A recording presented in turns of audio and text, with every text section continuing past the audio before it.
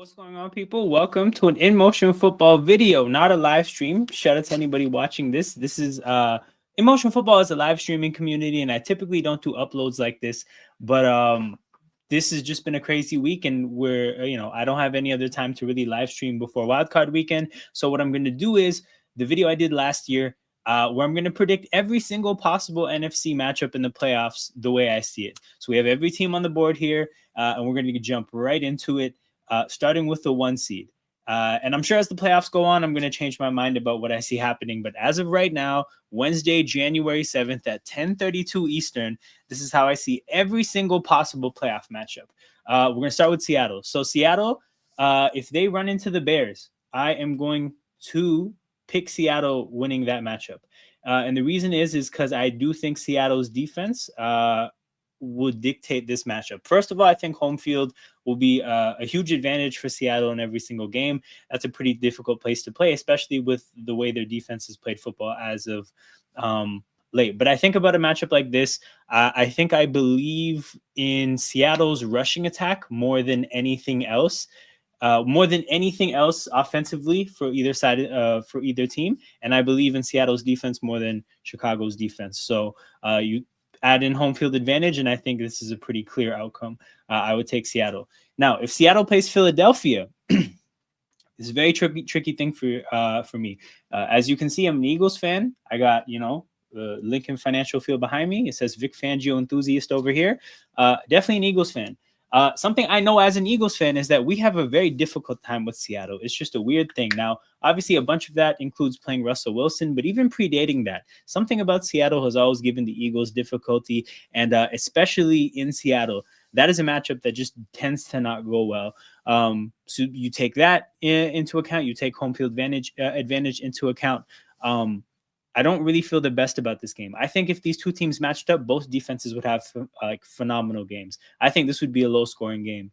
But ultimately, the thing that has me picking Seattle at this point is the running game. I think Seattle's rushing attack is a lot more established than Philadelphia's. That should not be the case. It shouldn't be that, but it is. So when I think about that, I think about both defenses playing really good game. Whose rushing attack can make the quarterback's life a little bit easier? It looks like it would be Seattle's. So I think both quarterbacks would be on a mission to not make a mistake and not hand anything easy to the other team. But I just think in a tightly contested, close playoff game, the margins are really fine. And something like home field advantage, something like the running game, just generally like how luck tends to work against Seattle, I think those things are going to come into play. Ultimately, there's the big elephant in the room about Sam Darnold in a big game. And I think that's what gives me the most pause. But I might just swing this last minute. This whole buildup has been about picking Seattle. But I think the Sam Darnold big game gene against Philadelphia, it might turn up. This is the battle. Sam Darnold's big game mess ups versus Philadelphia's against Seattle mess ups. For that reason, I think I'm going to take the Eagles last minute. Let's go Philly. But yeah, as I said, it would be a very low scoring game. Seattle's rushing attack will make our life not easy. But if Sam Darnold gives us an opportunity, we know Jalen Hurts is going to try to keep hold of the football. Seattle, if they play Carolina, I don't even feel like I need to explain this too much, especially in Seattle. That would go one way. Seattle already beat up on Carolina a little bit in Carolina. That would only go one way. Okay, Rams and Seahawks. So I feel pretty good about the Rams in a matchup like this. And the main reason is because I thought the Rams looked really good against Seattle in Seattle. And obviously they looked better when the two teams played in LA. I do think the Rams played better football. Again, I think there was an insane fourth quarter, an insane 2-point conversion, a punt return, like a series of insane events that resulted in Seattle winning that game. But I left that game feeling like LA was the better team. I like LA for sure in a matchup like this. it doesn't look like they have the same luck Philadelphia has in Seattle. They're also a lot more familiar with playing in Seattle. So I think Seattle's home field advantage is least impactful against their division rivals who are accustomed to playing there.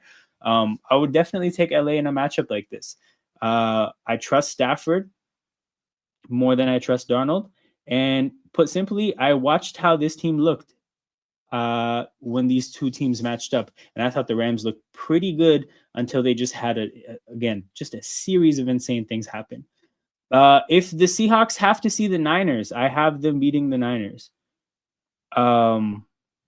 We saw this just about a week ago, I think. Yeah, it was Thursday night. No, it was Saturday Night Football. So we lost. We saw this a few days ago. The Niners are a team that is doing incredibly well because of coaching, I think. I don't think their talent is quite up to scratch. So in a matchup like this, the talent that Seattle has on defense, it really showed on Saturday. The Niners had a pretty hard time getting the ball to their playmakers. And I think you would see that again, especially in Seattle, because that game on Saturday was in San Fran. And Seattle's defense still dictated the matchup. And then if Seattle were to run into Green Bay, I would have them beating Green Bay. I think Green Bay is going to miss Michael Parsons and Tucker Kraft so much in these playoffs. I think without Michael Parsons and Tucker Kraft, they're pretty similar to who they were as a team last year. Like you have some natural progression and development from last year to this year, but I think losing Kraft kind of it offsets some of the internal development from just your young players offensively developing.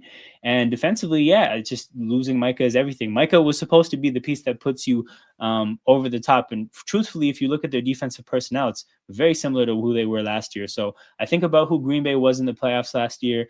They were a team that the best they did against Philadelphia was not give Philly anything easy and just make Philly win the game. But ultimately, Philly did because they're much better. And I think a game against Seattle would go very similarly to the way Green Bay's wild card matchup against Philly went last year. I think it would be something like 26-13. Green Bay wouldn't give Seattle anything easy, but they'd have a hard time making plays themselves. So that's how I see things going. No, we're going to go Chicago next. Chicago, the 2 seed, right? So Chicago, the first matchup is Philadelphia. So I'm taking the Eagles if they play the Bears again. I think what we saw when these two teams played on Black Friday, what we saw was a game that just can't be replicated. The way the Bears ran the ball, I think was a product of one, the amount of snaps that the Eagles team has played, or the amount of snaps the Eagles defense had played in the run into that game and that game itself, the fact that Jalen Carter needed surgery on both or needed PRP injections on both his shoulders. I think there was, again, just like a accumulation of just a bunch of things that aren't going to be the case anymore, right? The Eagles gave themselves a bye week in week 18. If the Bears and the Eagles were to play, this would be in the divisional round. So you're talking about the Bears matching up against an Eagles team that just had a week off a couple weeks ago, whereas the Bears haven't had that week off. So the Eagles are a more rested team. The Eagles are a healthier team. The Eagles have the playoff advantage. The experience advantage in the playoffs. I don't see those circumstances being replicated. And the thing about that game too, that people really don't acknowledge, is that before Jalen Hurts got the ball stripped out of his hands on the tush push, it looked like the Eagles were still going to win that game. If you guys can recall the moment where Caleb Williams threw an interception to Jalen Hunt, it was at that very moment that it looked like the game was turning in the Eagles' favor, and then a strip on the tush push just deflated everything. So I just don't see that repeating. If you guys watch this channel at all, something you hear me say a lot is that I always take divisional opponents to win the second time around. You have to be significantly better than your opponent for me to suggest that you're going to sweep a team. I can't see the Bears sweeping the Eagles. So that's not how I see that matchup going. If the Bears were to see the Panthers, I think that they would beat the Panthers. Now, this is almost not like this won't happen. But I see the Bears having easy time with the Panthers. Ultimately, the Panthers are an 8-9 football team. I don't think they use their weapons that well. I think Ben Johnson and the Bears would have an easy time there. If the Bears ran into the Rams, I would take the Rams. I think uh, again, comment like a lot of what I would say about Philadelphia applies here, right? Obviously, the Bears didn't have a matchup against the Rams the way they did against the Eagles. Um, but yeah, I think the Rams are so much more experienced. I think they're more well-rounded as a team. As much as I like parts of what the Bears do, their defense is good at making big plays like turnovers, but they're not good at actually stopping yards or like stopping an offense from getting yards. Offensively, they have their moments here and there, but ultimately, like the passing game comes and goes. So yeah, I just don't know if the Bears are ready to win a game uh against like win this kind of playoff game, right? Because I think the Rams are the hilariously as a 5 seed, the the strongest team in the NFC. Do I see the Bears beating the strongest team in the NFC in the playoffs? I don't. So I can't say I have that happening. Now I know it looks like, I'm not going to pick Chicago to win a game, but or like a real game, because the Panthers are 8-9. I would have them beating San Francisco though. So again, we saw this matchup. It was an amazing Sunday night football game in Week 17, I believe. But I think about Purdy having to play in cold Chicago, and then I think about the fact that again, um, those teams played a pretty evenly contested game, which means that one team isn't significantly better than the other. And when teams match up for a second time, I'm taking the team that lost the first time. So yeah, between just generally my principle of thinking that the Bears would even out this, 2-game season series, and the fact that I don't think Purdy would be able to replicate that in the cold, and I would have the Bears beating the Niners. And then okay, if the so for the Bears actual matchup here against the Packers, I actually have the Packers winning. So I mean, again, I would say I'm pretty critical on the Bears as a playoff team. I like their general direction as a franchise. I like where things are going, but truthfully, um, again, similar commentary to Rams and Seahawks. I thought the Packers looked like the better team against the Bears. The Packers beat them the first time, and then the second time, Jordan Love got knocked out of the game. Malik Willis still looked like he was going to win the game. They needed some theatrics and just some amazing plays down the stretch from Caleb. I just don't see that happening again. I think the Packers showed that they're the better team. Uh, I think the Bears leaving this year, having beaten the Packers twice, just doesn't feel right, considering how much of this matchup the Packers have spent playing better than the Bears. So, yeah, out of the Bears' 6 possible playoff matchups, I have them winning 2 of them. I just think it's, they're 1 year too early. I think that they're poised to make a run next year, but this year it's just too early. Okay, now we get to the Eagles. So I've already picked 2 of these matchups, and I have 2 teams that they would be beating. I think they would beat the Panthers. Again, Panthers, 8-9 football team. This wouldn't be a home game for the Panthers, so give me the Eagles. Okay, so Rams. This is where I have this is the loss for me. I just think that the Rams are due. They've come extremely close to beating the Eagles twice now, right? Last year in the playoffs, they were Jalen Carter just smoking the center. They're that away from beating the Eagles and pulling off an insane comeback last year. This year, thoroughly dominated the Eagles in the first half. Somehow, some way, they blew a 19-point lead. Almost were still a field goal away from winning the game. It got blocked. Like, a field goal got blocked in that game. The Rams have come this close to beating the Eagles on several occasions, and I think in this matchup they finally get it done.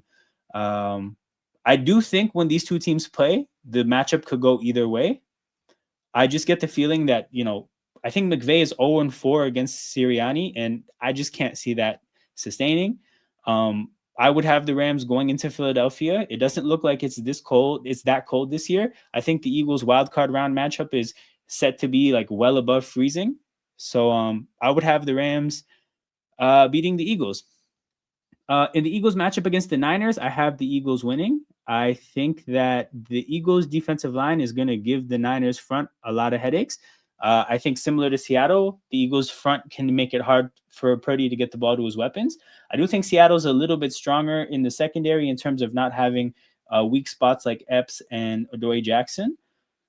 But ultimately, I think the Niners offense is going to struggle. And I think defensively, they're just ravaged with injuries. They don't really they don't have a pass rush. They're having to sign Kaiser White to play football. Like, I think the Niners are in a really rough spot.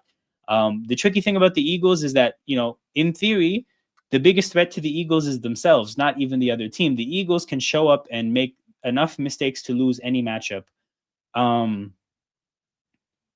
But yeah, I don't see this happening against the Niners. I also think the Eagles remember that game in 2023. So I don't think, between the playoff implications, wanting to repeat, wanting to beat the team that started your collapse in 2023, I can't see the Niners winning this game. And then the Packers, I would have the Eagles beating the Packers. The Eagles do very well against, well, not very well from the standpoint of they blow out the Packers, but again, Sirianni is undefeated against LaFleur and the Packers. Our defense looked amazing against them. By far, I think our best game defensively against Green Bay this year. And yeah, I just think that, like, the familiarity is there. They don't have Michael Parsons. They don't have Tucker Kraft. I think the Eagles take advantage of that. Okay, now we're at the Rams. So I have the Rams beating the Panthers, right? This is their first matchup. This matchup had already happened and the Panthers won. Again, do I have the Panthers sweeping the Rams? Of course not. Rams are 10-point road favorites. That's a massive spread. Rams obviously are they're in a weird point where it felt like they're entering the playoffs with no momentum. In the middle of the third, they were down against Arizona. Now they had an amazing, what you could say, last 20 minutes of that game, and I think that put them in the right headspace to play playoff football. But that matchup was crazy. Not the matchup, the momentum that they're going into the playoffs with is crazy. I just didn't expect the class of the NFC to almost like sleepwalk into the playoffs like this. But I think for a team that's sleepwalking, what better opponent than an 8-9 team? So I think that's a good matchup for them. Okay, Rams Niners. This is where I think this is my biggest call of all of this right now. I think in the hypothetical event that the Rams and Niners. Hold on, did I just skip the Panthers? Hilarious. Okay, I can't backtrack on this now. I would pick the Niners to beat the Rams. So here's my thing. These two teams match up in a way that, like, it's very unique. If you watch these two teams' games this year, close games. Actually, let me fact check that, because I vividly remember Thursday Night Football, and I'm going to make sure that that's not just like lingering in my head. But I remember that being such a close game, a game where I could not believe that the Niners won. They had Mac Jones playing. Where are we? Rams. I believe the second game was close too. No, it wasn't. Damn. Okay. The Rams got their get back. But yeah, I think the Rams have this weird thing going on against the divisional opponents. I thought the loss against the Niners was a bad loss. I thought the loss against the Seahawks was a bad loss. The loss against the Falcons was horrible. The loss against the Eagles was horrible. The Rams have not played clean enough football for me to think that they can't lose to anyone. And I just feel like if they run into their division rival, against a team that knows them very, very well, against a coach that, really goes toe-to-toe with McVay, right? With McVay against Shanahan, you're talking about two of the better schemers in football. Yeah, I just think that it would be a strange game. And the Rams would have yet another strange game against a divisional opponent. They just had one against Arizona, and I think the Niners would pull it out somehow. Crazier things have happened. Again, we've seen some very high-stakes matchups between these two teams. I would have the Niners winning if these two teams met up in the playoffs. Okay, I skipped the Panthers. Let me just deal with the Panthers. Okay, I would have the Niners beating the Panthers. I'm gonna have the Packers beating the Panthers as well. At the end of the day, I just, Panthers, you guys are 8-9. I don't even think you guys are like fully. I don't think they fully use their offensive weapons for what they could be. I think T-Mac could be producing way more. And I can't see this happening for them. So again, I have the Panthers are the one team that I have. There's always going to be someone. Oh, there doesn't have to be someone, but they're the team I have that just isn't going to beat anybody in these playoffs. But you're an 8-9 team, so you should expect that. Okay. Rams again, I have beating everybody but the Niners, and then what that leaves me with is